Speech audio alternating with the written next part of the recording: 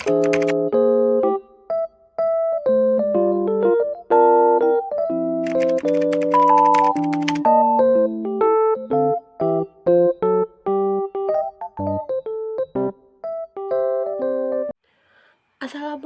warahmatullahi wabarakatuh.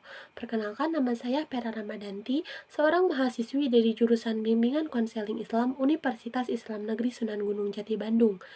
Baik, pada kesempatan kali ini saya akan melakukan konseling individu dengan menggunakan pendekatan CBT atau Cognitive Behavioral Therapy, di mana teknik ini akan mengajak klien untuk mengubah pikiran secara signifikan dari pikiran-pikiran negatif menjadi pikiran yang lebih positif.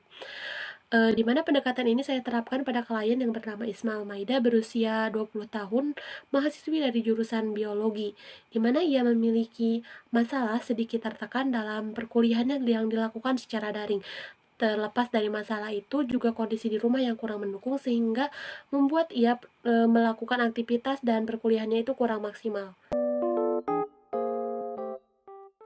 Assalamualaikum Teh. Waalaikumsalam Ibu. Gimana kabarnya nih hari ini ya? Alhamdulillah baik Ibu. Alhamdulillah ya. Ini dengan Teh Isma yang minggu lalu menghubungi saya ya? Iya betul. Oke. Barusan Teteh kesini sama siapa? Tadi saya kesini sama teman saya, tapi teman saya sudah pergi dan mungkin nanti kalau sudah selesai dia jemput saya kembali lagi Bu. Oh, jadi sama temen ya? Iya. By the way, kenapa nih kok kayak bersemangat gitu hari ini? Ya kan hari ini jadwalnya berkonseling sama Ibu, yang artinya menceritakan masalah saya gitu. Jadi sudah sangat ingin bercerita ya kepada saya? Iya Ibu. Sebelumnya, apakah Teh Isma sudah tahu apa itu konseling? Ya sudah. Sudah? Iya. Oke. Sebelumnya perkenalkan diri saya, nama saya Pera Ramadanti. Di sini saya sebagai konselor yang akan membantu Teteh untuk menyelesaikan masalah yang Teteh hadapi sekarang gitu. Dan sebelumnya juga ingin memberikan informasi mengenai asas-asas yang ada dalam konseling gitu ya. Di antaranya ada asas kerahasiaan, di mana di sini Teteh tidak perlu takut, tidak perlu ragu untuk menceritakan masalah Teteh, karena insya Allah masalah Teteh sekarang akan terjaga gitu ya. Dan ada juga asas kesukarelaan, di mana Teteh harus menceritakan masalah Teteh secara terbuka. Namun apabila ada suatu bagian tertentu dari cerita Teteh yang Teteh tidak mau menceritakannya kepada saya tidak akan memaksa Teteh untuk menceritakannya gitu. Jadi Teteh bercerita sesuai kesukarelaan Teteh gitu. Sebelumnya ada pertanyaan? Oh enggak Bu, sudah cukup jelas. Baik, sudah cukup jelas ya. Oh iya, konseling ini juga akan berlangsung selama 45 menit sesuai dengan waktu yang telah kita sepakati kemarin gitu. Namun apabila ada hal yang belum terselesaikan atau masih ada hal yang ingin diceritakan secara lebih lanjut, kita bisa melakukan pertemuan di sesi kedua selanjutnya gitu. Ya baik Bu. Jadi ada apa nih kok sampai datang ke konselor gitu untuk menceritakan permasalahannya gitu Teh? Ada apa? Jadi gini Bu, saya punya masalah yang berkaitan dengan perkuliahan saya, yang dimana dilakukan secara daring karena masalah pandemi ini kan, sehingga membuat saya tertekan karena banyaknya tugas yang diberikan oleh dosen kepada saya dan penjelasan dosen yang kurang maksimal untuk saya. Nah, saya kan dari jurusan biologi.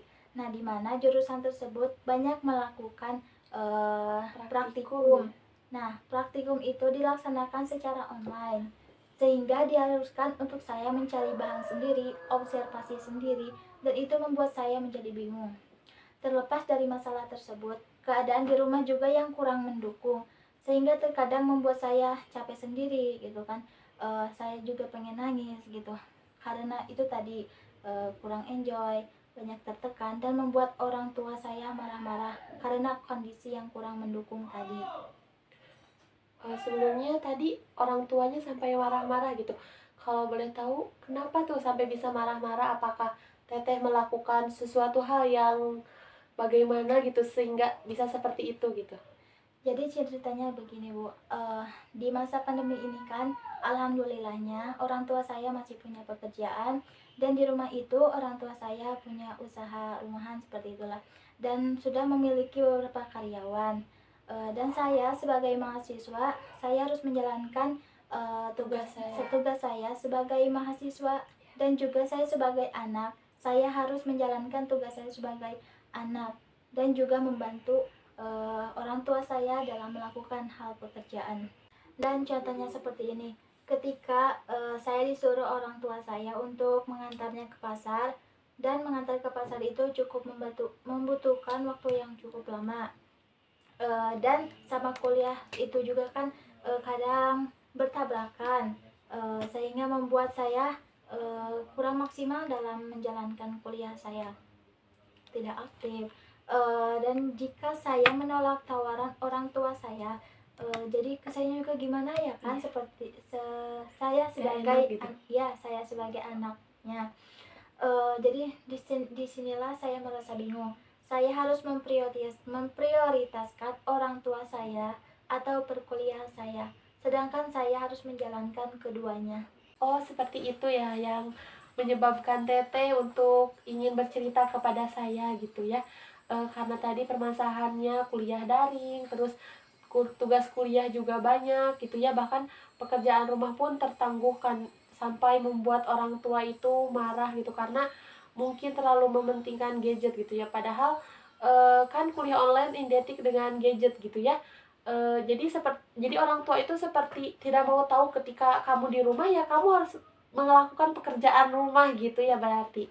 Ya, makanya dari itu saya datang ke ibu untuk mencari jalan keluar dari permasalahan saya. Karena jika saya terus-menerus tidak mencari jalan keluar dari masalah tersebut, itu akan berdampak ke permasalahan yang selanjutnya lagi. Seperti itu, Bu. Saya sangat apresiasi banget sih terhadap niat dan keinginan Teteh untuk mencari solusi dari masalah ini gitu ya, agar kuliahnya tidak terus-terusan seperti ini gitu ya. Menurut saya ya keduanya merupakan hal yang penting gitu. Orang tua dan kuliah itu hal yang sangat penting gitu ya. Namun Teteh bingung gitu mana yang harus diprioritaskan dan didahulukan terlebih dahulu gitu ya, dengan tidak memberatkan sebelah gitu. Jadi pekerjaan rumah jalan, tugas kuliah pun jalan gitu ya. Jadi di sini saya akan membantu Teteh untuk mempermudah atau menyederhanakan gitu ya. Kira-kira apa aja yang harus didahulukan oleh Teteh terlebih dahulu. Namun tadi mengenai hal Teteh sering merasa tertekan, kadang capek sendiri, kadang sampai nangis gitu ya. Kalau menurut saya coba deh Teteh cara nenangin dirinya itu memperbanyak sholawat gitu ya. Misal dalam ketika Teteh selesai sholat gitu ya, perpanjang lagi waktu zikirnya gitu ya, dan perbanyak sholawat juga agar hati Teteh itu tenang gitu. Kalau cara Teteh begitu cara menenangin dirinya, insya Allah gitu ya, Allah akan memberi ketenangan kepada Teteh gitu. Saya di sini akan memberikan motivasi atau ini bisa menjadi pegangan untuk Teteh ketika Teteh merasa tertekan, kadang bingung gitu ya. Di dalam Al-Quran banyak yang menegaskan bahwa Allah itu akan memberikan kemudahan ketika hambanya dalam keadaan sulit. Seperti dalam Al-Quran surat Al-Insyirah ayat 5, mungkin Teteh sudah sangat familiar terhadap ayat ini, yang artinya itu sesungguhnya di dalam kesulitan itu pasti ada kemudahan gitu ya. Jadi sembari Teteh mengubah perilaku, mengubah perencanaan Teteh untuk solusi kedepannya itu bagaimana gitu ya, ini harus dibarengi dengan keyakinan bahwa Teteh bisa keluar dari masalah yang Teteh hadapi sekarang gitu ya. Nah, ikhtiar ini merupakan ikhtiar yang dilakukan oleh Teteh untuk keluar dari masalah ini itu harus dibarengi dengan keyakinan yang sungguh-sungguh kalau Teteh itu pasti bisa keluar dari masalah ini. Dan saya yakin kalau Teteh yakin gitu ya, masalah itu akan cepat terselesaikan gitu ya. Teteh akan kembali merasakan tenang, enjoy gitu ya dalam perkuliahan, terus di rumah juga gitu ya. Jadi Teteh akan kembali melaksanakan semua kegiatan Teteh itu dengan baik. Ya. Nah, mungkin saya bisa terapkan apa yang Ibu katakan tadi, seperti bersolawat, berzikir, untuk menenangkan hati saya, dan mungkin lebih baik untuk menenangkan maksud saya menjadi lebih tenang dalam menjalankan perkuliahan saya, lebih enjoy dalam menjalankan tugas di rumah saya, dan mungkin dengan cara itu saya bisa lebih tenang lagi menjalankan segala sesuatu. Ya, seperti itu. Jadi Nah, tadi terkait orang tua yang suka marah-marah gitu ya. Nah, itu kalau menurut saya nggak selalu kok orang tua itu seperti itu gitu, marah-marah.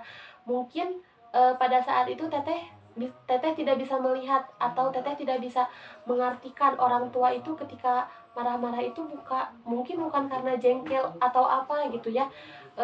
Namun bisa saja orang tua itu marah karena mungkin sedang mengajarkan teteh gimana cara memanage waktu, cara teteh disiplin terhadap waktu gitu ya, karena mungkin orang tua lebih tahu tekanan di luar sana atau di dunia nyatanya gitu istilahnya, lebih besar daripada tugas kuliah dan pekerjaan rumah seperti itu. Mungkin pada saat itu teteh sedang merasakan tidak nyaman gitu, hatinya gelisah karena tadi kurang enjoy gitu ya, sehingga mengartikannya bahwa orang tua itu marah menjadi suatu hal yang negatif gitu. Ya wajar saja sih kalau kita dalam keadaan emosi, ya hampir semuanya itu terlihat negatif negatif ya, padahal kalau kita bisa berpikir lebih tenang, berpikir lebih jernih gitu ya, mungkin saja kita akan melihat semua itu, oh ternyata maksud orang tua saya itu begini gitu ya, gak seperti yang saya kira gitu. Ya begitu Bu. Karena mungkin saya seperti itu karena belum terbiasa kuliah dilakukan di rumah. Jadi saya selalu pusing. Nah iya, sama kok, saya juga pernah gitu ngalamin seperti itu, kadang kesel, stres, pengen marah gitu ya, kadang nangis juga gitu ya, karena semua hal itu dilakukan dari rumah kan sekarang, dan di rumah itu saya rasa sih banyak gangguan-gangguan gitu ya, disuruh orang tua ini itulah gitu ya. Dan saya juga pernah gitu merasakan sama persis sama yang teteh rasakan sekarang ini gitu. Baiklah, mungkin sudah 45 menit ya saya menemani teteh berkonseling hari ini pada sesi pertama kita. eh saya akan memberikan oleh-oleh untuk teteh, yaitu saya minta teteh menuliskan di selembar kertas gitu ya, aktivitas teteh dari bangun tidur sampai tidur lagi, biar nanti saya dapat menyimpulkan apa sih yang perlu diutamakan oleh teteh itu tadi gitu ya. Dan akan tetapi tugas kuliah dan pekerjaan rumah harus tetap jalan dengan cara tadi itu. Dan kemudian untuk sesi konseling dalam pembahasan hal ini yang nanti akan dibahas gitu ya pada sesi kedua, itu apakah bisa teteh melaksanakannya di hari dan jam yang sama? Ya tentu bisa Bu, karena hari ini dan minggu depan saya kosong. Alhamdulillah kosong ya teh, jadi tidak ada kegiatan gitu ya, jadi bisa melakukan sesi konseling kedua. Ya. Namun saya catat gitu ya untuk pertemuan selanjutnya di minggu depan gitu, di hari dan di jam yang sama pula seperti sekarang. Mungkin pertemuan kedua nanti akan lebih ke teknisnya, bagaimana cara menyelesaikan masalahnya dan bagaimana agar teteh tidak bingung mana sih yang harus diprioritaskan gitu ya. Atau mana hal yang perlu dilakukan gitu oleh teteh gitu ya, tanpa menghilangkan tugas kuliah dan pekerjaan rumah tadi. Sebelumnya terima kasih sudah mau berkonseling dengan saya. Semoga ini menjadi amal kebaikan juga bagi teteh dari keluar dari masalah tadi. Dan semoga teteh bisa merasakan lebih lega, tenang gitu ya dalam menjalankan aktivitas teteh ke depannya. Ya, saya berterima kasih juga karena telah menegaskan apa masalah saya dan saya bisa mengambil apa yang baiknya. Terima kasih. Assalamualaikum. Waalaikumsalam.